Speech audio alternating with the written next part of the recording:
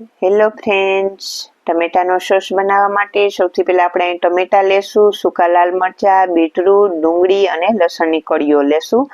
સૌથી પહેલાં આપણે ટમેટાને કટ કરી લેશું. ટમેટા કટ થઈ જાય એટલે આપણે પેનમાં ટમેટાને જે બધા મસાલા લીધેલા છે તે ઉમેરીશું અને થોડુંક પાણી ઉમેરી બધી વસ્તુને સારી રીતે કૂક કરી લેશું.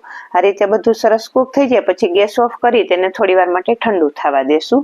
ઠંડુ થઈ જાય પછી મિક્સર જારમાં લઈ તેની પ્યુરી બનાવી તૈયાર કરી લેશું અને તેને ગાળી અને પાછું પેનમાં નાખી અને તેને કૂક કરી લેશું. તેમાં આપણે આ રીતે બધા ખડા મસાલાની પોટલી કરીને ઉમેરીશું. તેમાં લાલ મરચું પાવડર, ખાંડ અને નિમક ઉમેરી તેને સારી રીતે કૂક કરી લેશું. આ રીતે સરસ ઠીક થઈ જાય ત્યાં સુધી કૂક કરી લેશું. તો તૈયાર થઈ ગયો છે ટમેટાનો સોસ. આપણે તેમાં વિનેગર નાખી અને લાંબા સમય સુધી સ્ટોરેજ કરી શકીએ.